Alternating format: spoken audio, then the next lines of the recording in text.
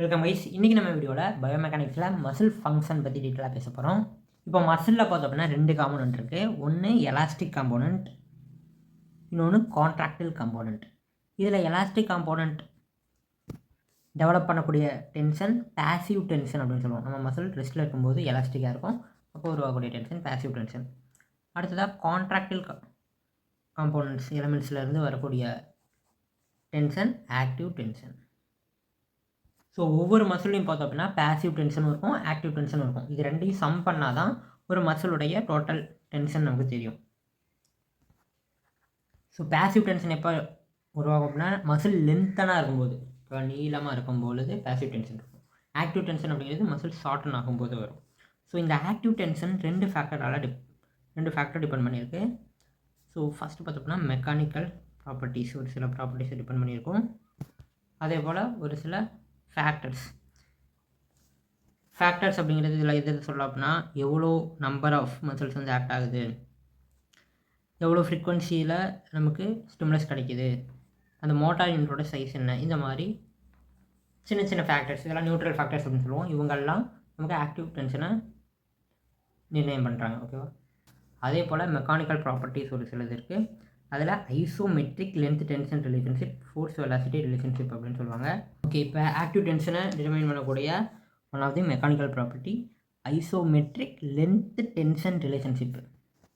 So இந்த tension எங்கே வரும் அப்படின்னு பார்த்தோம்னா நம்மளுடைய சார்கோமியர், மசிலோட சார்கோமியரில் ப்ரொடியூஸ் ஆகக்கூடிய one of the relationship. So isometric அப்படின்னாலே நமக்கு லென்த்து சேமாக இருக்குது அப்படின்னு அர்த்தம்.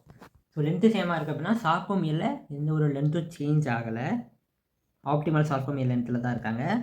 ஆனால் அந்த சார்கோமியருக்குள்ளே நிறையா கிராஸ் பிரிட்ஜஸ் உருவாகும் அப்படின்னு சொல்லுவாங்க. கிராஸ் பிரிட்ஜ் அப்படின்னா வேற ஒன்றும் இல்லை, ஆக்டினும் மயோசினும் சேர்ந்து இந்த மாதிரி ஒரு ஸ்ட்ரக்சர் ஃபார்ம் பண்ணுறாங்க இல்லையா, இதை தான் கிராஸ் பிரிட்ஜ் அப்படின்னு சொல்லுவோம்.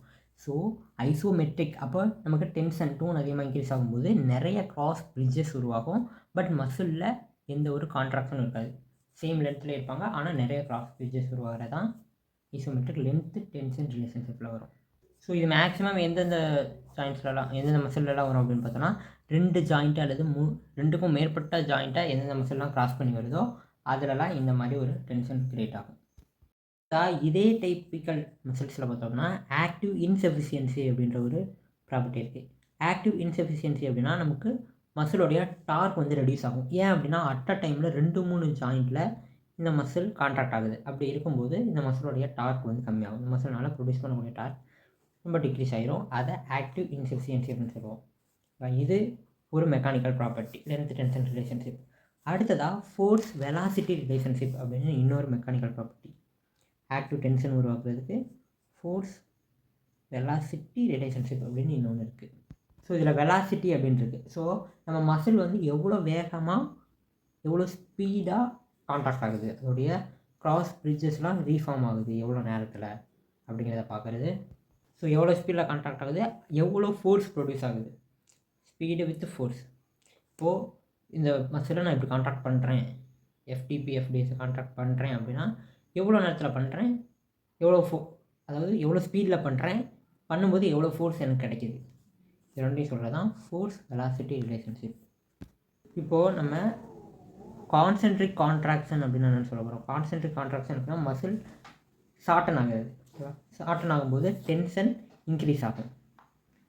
அதே போல் எக்ஸென்ட்ரிக்லையும் டென்ஷன் இன்க்ரீஸ் ஆகும், மசில் லென்த்தன் ஆகுது. அதே போல் ஐசோமெட்ரிக் கான்ட்ராக்ஷனில் இந்த கான்சென்ட்ரிக்கை விட டென்ஷன் அதிகமாக இருக்கும். டென்ஷன் டபுள் டைம் அப்படின்னு இல்லை, இந்த கான்சென்ட்ரிக் எக்ஸென்ட்ரிக்கை காட்டிலும் இங்கே டென்ஷன் அதிகமாக இருக்கும்.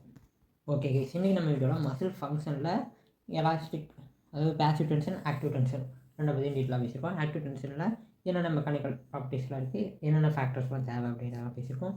தேங்க்ஸ் ஃபார் வாட்சிங் கைஸ். டாட்டா.